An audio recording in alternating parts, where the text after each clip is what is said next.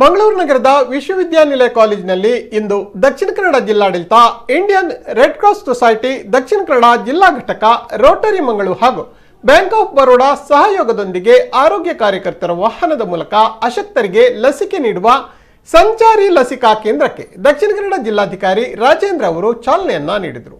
ವೃದ್ಧರಿಗೆ, ಅಶಕ್ತರಿಗೆ ನೆರವಾಗುವ ನಿಟ್ಟಿನಲ್ಲಿ ಈ ವಿಶೇಷ ವ್ಯವಸ್ಥೆಯನ್ನ ಮಾಡಿರುವುದಾಗಿ ಅವರು ನುಡಿದರು. ದಕ್ಷಿಣ ಕನ್ನಡ ಜಿಲ್ಲಾ ರೆಡ್ ಕ್ರಾಸ್ ಯಾವುದೇ ಕಾರ್ಯವನ್ನ ಅತ್ಯಂತ ಅಚ್ಚುಕಟ್ಟಾಗಿ ಮಾಡುತ್ತಿದೆ. ಎನ್ಆರ್ಐಗಳಿಗೆ ಲಸಿಕೆ ಕಾರ್ಯವನ್ನ ಉತ್ತಮವಾಗಿ ಅವರು ನಿರ್ವಹಿಸಿದ್ದಾರೆ ಎಂದು ಶ್ಲಾಘನೆಯನ್ನ ವ್ಯಕ್ತಪಡಿಸಿದರು.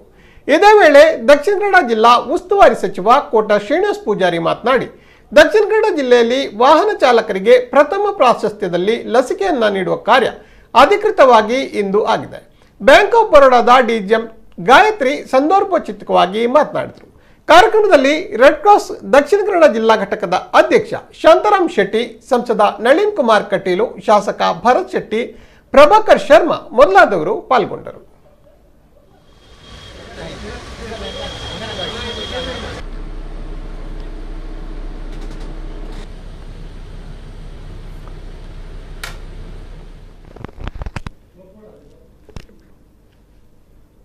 ಒಟ್ಟಾರೆ ಎಲ್ಲ ದುಡಿಯುವಂಥ ವರ್ಗದವರು ಮತ್ತು ಪ್ರಥಮ ಪ್ರಾಶಸ್ತ್ಯದಲ್ಲಿ ಯಾರು ಅಂಗವಿಕಲರಿದ್ದಾರೆ, 60 ವರ್ಷ ಮೇಲ್ಪಟ್ಟವರು ಯಾರಿದ್ದಾರೆ, ಇವರೆಲ್ಲರಿಗೂ ಕೊಡುವಂಥ ಕೊರೋನಾ ವಾರಿಯರ್ಸ್ ಯಾರಿದ್ದಾರೆ, ಅವರೆಲ್ಲರಿಗೂ ಕೂಡ ಜಿಲ್ಲಾಡಳಿತ ಈ ಲಸಿಕೆ ಹಾಕೋದ್ರ ಮೂಲಕ ಈ ಕೊರೋನಾ ನಿಯಂತ್ರಣಕ್ಕೆ ಬೇಕಾದಂಥ ಕಾರ್ಯಕ್ರಮ ಹಾಕ್ಕೊಂಡಿದೆ.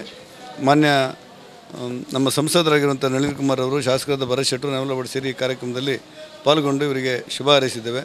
ದಕ್ಷಿಣ ಕನ್ನಡ ಜಿಲ್ಲೆಯಲ್ಲಿ ಒಟ್ಟು ಮೊದಲು 2,000, 3,000 ಟೆಸ್ಟ್ ಆಗ್ತಾಯಿದ್ರೆ ಇವತ್ತು 10,000, 15,000 ದಿನನಿತ್ಯ ಟೆಸ್ಟ್ ಆಗ್ತಾ ಇರೋದ್ರಿಂದಾಗಿ ಪಾಸಿಟಿವ್ ರೇಟ್ ಸ್ವಲ್ಪ ಸಂಖ್ಯೆ ಜಾಸ್ತಿ ಆಗಿದೆ.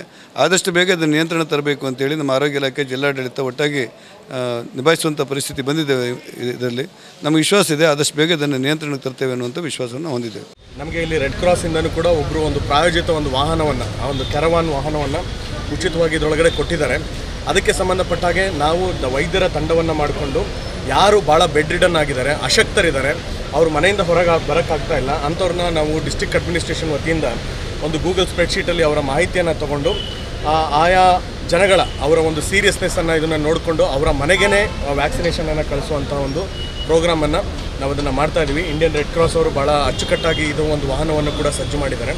ವೈದ್ಯಕೀಯ ತಂಡ ಅವ್ರ ಮನೆಗೆ ಹೋಗಿ ಆದಷ್ಟು ನಮಗೆ ಅಲ್ಲಿ ರಿಯಾಕ್ಷನ್ ಆಗದೇ ಇರೋ ಹಾಗೇನೂ ನಾವು ನೋಡ್ಕೋಬೇಕು. ಇಲ್ಲಿ ತನಕನೂ ಕೂಡ ಇದರಿಂದ ಯಾವುದೇ ರೀತಿಯಾದಂಥ ಅಡ್ವರ್ಸ್ ರಿಯಾಕ್ಷನ್ಸು ಇದರೊಳಗಡೆ ಆಗಿಲ್ಲ, ಮುಂದೆನೂ ಕೂಡ ಆಗದೇ ಇರೋ ಹಾಗೆ ನೋಡ್ಕೊಳ್ಳುವಂಥ ಒಂದು ರೆಸ್ಪಾನ್ಸಿಬಿಲಿಟಿ ಜಿಲ್ಲಾಡಳಿತದ ಮೇಲೆ ಇದೆ. Bank of Baroda, red cross and district administration ಜೊತೆ ಈ ಪ್ರೋಗ್ರಾಮ್ ಮಾಡಿದ್ವಿ. As DC explained, it has been organized to help the people who are all bedridden and who couldn't move out from the home. The vaccination will be done at their place itself. So we are very proud to associate with Dakshina Kannada administration and with Red Cross Society to do and Rotary Club Mangaluru to do this activity.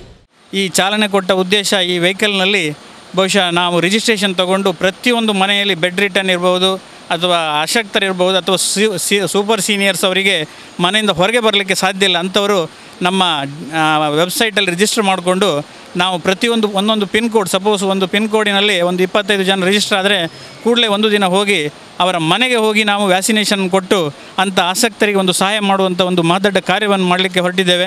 ಖಂಡಿತ ಇದಕ್ಕೆ ನಮ್ಮ ಜಿಲ್ಲಾಡಳಿತ ಇರ್ಬೋದು, ಇವತ್ತು ಈ ಕಾರ್ಯಕ್ರಮಕ್ಕೆ ನಮ್ಮ bank of ಬರೋಡಾವು ಒಂದು ದೊಡ್ಡ ರೀತಿಯಲ್ಲಿ ಸಹಾಯ ಮಾಡ್ತಾಯಿದೆ. ಅದೇ ರೀತಿ ನಮ್ಮ ನಾಗರಿಕರು ಇದಕ್ಕೆಲ್ಲ ಕೋಆಪರೇಷನ್ ಕೊಟ್ಟರೆ ನಾವು ಮುಂದಿನ ದಿನದಲ್ಲಿ ನಮ್ಮ ಡಿಸ್ಟಿಕ್ಕಲ್ಲಿರುವ ಎಲ್ಲ ಈ ಆಸಕ್ತರಿಗೆ, ಬೆಡ್ ರಿಟರ್ನ್ ಇರ್ಬೋದು ಅಥವಾ ಡಿಸೇಬಲ್ಡ್ ಪರ್ಸನ್ಗಳಿಗೆ ನಾವು ಮುಖ್ಯವಾಗಿ ಅವರಿಗೆ ವ್ಯಾಕ್ಸಿನೇಷನ್ ಕೊಟ್ಟು ಅವರನ್ನು ನಾವು ವ್ಯಾಕ್ಸಿನೇಷನ್ ಮುಗಿಸುವ ಒಂದು ಕಾರ್ಯಕ್ರಮ ಮಾಡಿದರೆ ನಮ್ಮ ಈ ಕೊರೋನಾ ಸೆಕೆಂಡ್ ವೇವ್ ಫೈಟಲ್ಲಿ ನಮ್ಮ ಒಂದು